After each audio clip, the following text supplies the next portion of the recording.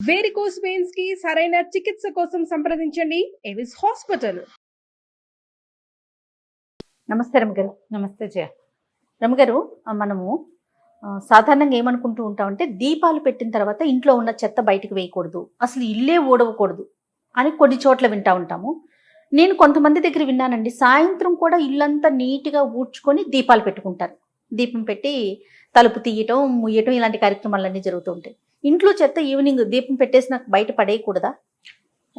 ఇవేంటంటే జనరల్గా ఎలా ఉంటాయంటే జయ, ఏ విషయమైనా ఒక అందుకు మొదలు పెడతారు, ఒక పాయింట్ మీద ఇది స్టార్ట్ అవుతుంది, అలా ప్రచారం అవుతుంది.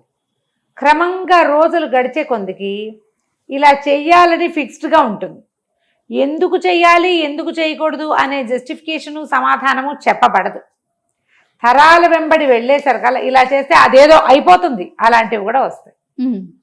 మనకి కరెంట్ వచ్చి ఎన్నేళ్ళు అయి ఉంటుందంటావు? ఒక 70-80 ఏళ్ళు అయి ఉంటుందా సుమారుగా. మా చిట్టుగూడూరుకి 70s వచ్చింది. 77 దివిసి ముప్పని తర్వాత మొత్తం స్తంభాలన్నీ పడిపోయినాయి.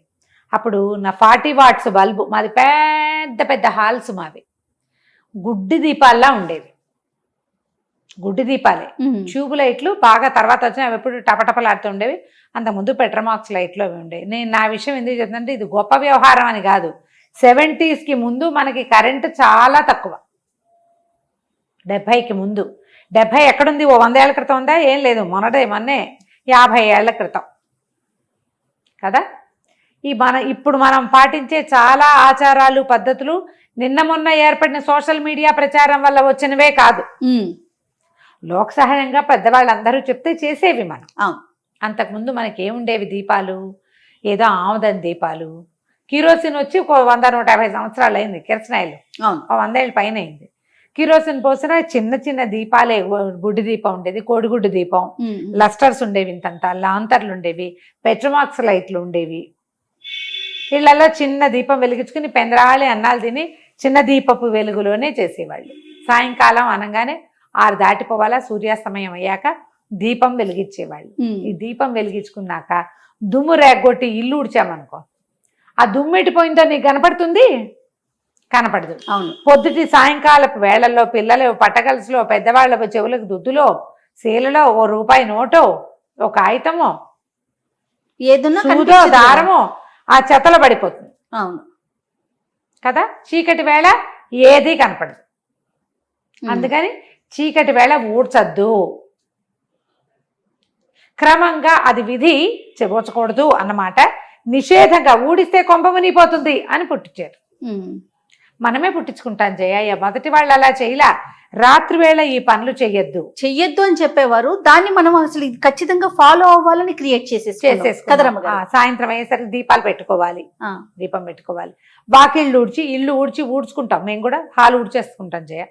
నేను ఇంట్లో సాయంత్రం పూట ఊడుస్తాను. సూర్యాస్తమయం లోపే ఒకసారి ఇట్లా అసలు సంధి వాకిళ్ళు చిమ్ముకోవటం అనేది ఒక పద్ధతి. నువ్వు సాయిని అడుగు, సాయంకాలాలు వాకిళ్ళు చిమ్ముతారు లేదో వాళ్ళ ఊళ్ళో? చిమ్మరు, కొన్ని ఊళ్ళలో చిమ్మరు. చిమ్మి చక్క ముగ్గు పెట్టుకుంటారు అమ్మగారు. వాకిలు చిమ్మి సందె ముగ్గు అనేది వాకిలు చిమ్మటం. దొడ్డి వాకిలి, వీధి వాకిలి తుడుచుకొని మా కజిన్ హైదరాబాద్లో ఉండే మా కజిన్ కూడా అలాగే చేస్తుంది. సాయంత్రం అయ్యేసరికల్లా వాకిలు తుడిచి ముగ్గేసుకుంటుంది తను. ఊళ్ళల్లో అలవాటు, మా ఊళ్ళల్లో ఉంది సందె వాకిళ్ళు చిమ్మటం అని. సాయంకాలం ఒక చీపురు వేసుకోవటం మా ఇంట్లో చిట్టుగూడూరులోనూ అలవాటు ఉంది, నాకు ఇప్పటికీ అలవాటు ఉంది. హాలు అండ్ దేవుడు గదేవి ఊడ్చేసుకుంటాను నేను. ఉంటే నేను ఇంట్లో ఉంటే తుడిచేసుకున్నాక అప్పుడు దీపం పెట్టుకుంటాం. అప్పుడు కాళ్ళు చేతులు మొహం కడుకోవడం, ఓ చెంబు నీళ్ళు పోసుకోవటము, అప్పుడు దీపం పెట్టుకోవటము, ఓ ధూపం వేసుకోవటము, హాల్లో వాకిట్లో లైట్లు వేయటము. సాయంత్రం పూట దీపం పెడతారా రమ్మగారు మీరు? ఇంట్లో ఉంటే. ఇంట్లో లేకపోయినా నేను 7 గంటలకైనా 8 గంటలకు వెళ్ళిపోతాను. ఎప్పుడు వెళ్తే అప్పుడు 7-8 లోపల వెళ్తే పెట్టేసుకుంటుంది. మరి 9-9:30 అయితే పెట్టను, కానీ సాయంకాలం 7-8-7:30 అంతే. 8 దాటితే చెయ్యను. అప్పటికి భోజనాల వేళ కూడా అయిపోతుంది. ఏదో రాత్రి ఎక్కిపోయిన ఫీలింగ్ వస్తుంది, అదే పెట్టుకుంటాను. చాలా మందికి అలవాటు ఉంటుంది. ఇప్పుడు ఇది దీపాలు పెట్టేశాక ఇల్లు ఉడ్చుకుంటే బాగుండదు. అందుకని లైట్లన్నీ వేశాక ఇల్లు ఉడ్చుకోవద్దు, ఇల్లు వాకిలు ఊడ్చేసుకోండి, వెలుగుండగానే వాకిలు ఊడ్చుకోండి అంటారు. ఇప్పుడు కూడా బాగానే ఉంటుంది. ఇప్పుడు ఏంటంటే ఫుల్గా లైట్లు అన్నీ వేసుకుంటాము, దుమ్ములు అన్నీ మనకు క్లియర్గానే కనపడతాయి. చేసుకోవచ్చు. దానివల్ల కొంప మునిగిపోతుందని అనుకో, శుభ్రంగా లేదనుకో ఏం చేస్తాము? తప్పదు కదా. తప్పదు కదా. నేనేం చేస్తానంటే చీపురు ముట్టుకోకూడదు అని మా అక్కయ్య సిద్ధాంతం. రాత్రి చీకటి పడ్డాక చీపురు ముట్టుకోకూడదు. దాన్ని నేను సాటిస్ఫై చేయడానికి నా దగ్గర ఒక ప్లాన్. చెప్పండి రమ్మగారు. ఒక చిన్న ఇప్పుడు ఇవాళ కర్రలు వచ్చి ఒక చిన్న ఫ్లాట్ గా వస్తుంది, అవునవును, క్లాత్ ఇట్లా తుడుచుకోవచ్చు. నేను వంటిల్లు హాలు చెత్తగా ఉన్నాయి, నేను చేయలేదు, 8 అయిపోయింది, దీపం పెట్టడం ఇప్పుడు అని అనుకున్నాను అనుకో, బయటకు వెళ్ళాక ఒకసారి హాలు కిచెన్ ఆ గుడ్డదాంతో లాగేస్తాను చెత్త పక్కకి, ఇల్లు క్లీన్ గా ఉంటుంది. చీపురు తీయను, చీపురు పట్టుకోరు. చీపురు పట్టుకోకూడదు అంటే ఏం లేదు, అదొక బ్రెయిన్ లో ఫిక్స్ అయిపోయి ఉందా. అంతే అంతే. అవసరం అయింది, 10 మంది అయ్యాం భోజనాలకి, ఇల్లు ఉంచుకోవాల్సిందే. ఖచ్చితంగా కదా. ఇప్పుడు పిల్లలు లేరు కాబట్టి సరిపోతుంది, పెద్ద పిల్లలు అయిపోయారు కాబట్టి. ఇప్పుడు చిన్న పిల్లలు ఉన్నారనుకోండి, మొత్తం చించి అంతా పోసారనుకో తప్పకుండా ఊడ్చుకోవాలి కదా. దానివల్ల ఏదో అయిపోతుంది అనుకోద్దమ్మా. ఇలాంటి దానివల్ల లక్ష్మీదేవి ఉండదు, ఇలాంటి తంబుల మీదకి వెళ్ళబోకండి.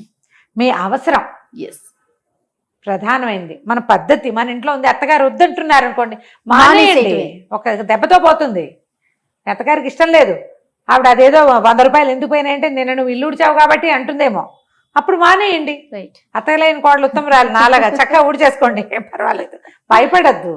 ప్రధానమైనది ఏంటంటే మనం చేయకూడని పనులన్నీ కూడా మన లివింగ్కి ఇబ్బంది లేకుండా ఉండటానికి ఏర్పరిచినవి.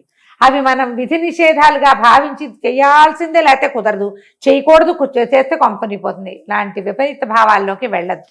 ఓకే, సరే. ఊడ్చటం విషయం అయితే ఓకే రమ్మగారు. చెత్త విషయం ఏం చేయాలి? చెత్త విషయం కూడా ఇప్పుడు నీకు అంతా క్లియర్ గా కనపడితే సరే. కాదండి, చెత్త బయటికి వేయకూడదా? వెయ్యరు సాధారణంగా. ఇప్పుడు చెత్త బయటకంటే ఎక్కడ వేస్తావో చెప్పు. డస్ట్బిన్ తీసి మనం గుమ్మం బయట పెడతాం. గుమ్మం బయట పెడితే ఏదైనా కుక్కో పిల్లో ఎలకో పడేదా?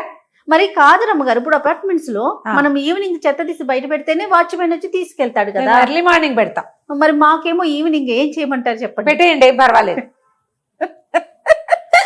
పెట్టేయండి. మీ బిల్డింగ్ లో నుంచి పొద్దునే కదా వెళ్తుంది, అంతే కదా. నైట్ మొత్తం కలెక్ట్ చేసుకుని వాచ్మెన్ కింద పెడతాడు, కానీ మీ బిల్డింగ్ దాటదు. మీ బిల్డింగ్ అంటే నీళ్ళే కదా. లక్ష్మీదేవి మా బిల్డింగ్ లో, బిల్డింగ్ లోనే ఉందమ్మా. అమ్మయ్య, ఇలాగా ప్రతిదీ కాంప్లికేటెడ్. చూసారా, ఇప్పుడు మీకు నాకే ఎంత డిఫరెన్స్ ఉందో చూడండి రమ్మ. మీకు మార్నింగ్ తీసుకెళ్తారు, మాకు మరి ఈవినింగ్ తీసుకెళ్తారు. ఏం చేయాలి? అలాంటప్పుడు చెత్తని ఇంట్లో పెట్టుకోలేం కదా. అవును, పొద్దునే పంపించేసారు, సాయంత్రమే పంపించేసారు, ఏం పర్వాలేదు, మీ బిల్డింగ్ దాటదు కదా, కాబట్టి అలా అనుకోని అంతే, ఏం పర్వాలేదమ్మా. ప్రధానమైనది ఇల్లు శుభ్రంగా ఉండటం, మీ మనసుకి భయం లేకుండా ఉండడమే ఇంపార్టెంట్. లైఫ్ మనకి అసలే చాలా కాంప్లికేషన్స్ వచ్చినాయి మనకి, వాటిని ఏం చేయలేకపోతున్నాం. సమాధానం లేని ప్రశ్నలు మన జీవితానికి ఎన్నో. ఇలాంటివి పాత పద్ధతుల్ని కొత్త వాటిని మేళవింపు చేసుకుని అలా చేస్తే అదైపోతున్నామో, ఇలా చేస్తే కొంపనిపోతున్నామో, ఏం భయపడకండి. అలా ఏం అవ్వదు. మీరు స్థిమితంగా ధైర్యంగా భగవంతుడి పట్ల విశ్వాసంతో ప్రపంచం పట్ల ప్రేమతోటి ఉన్నంత కాలం ఏమీ అవ్వదు, అన్ని బాగానే ఉంటుంది. మానసిక ప్రశాంతతతో ఉన్న ఇంకా అసలు దాంతో ఉన్నంత కాలం ఏది అవసరం లేదేమో. లక్ష్మీదేవి ఎక్కడికి వెళ్ళదు, మన ఊళ్ళోనే ఉండదు, ఎక్కడికి వెళ్తే ఏం పర్వాలేదు. రైట్.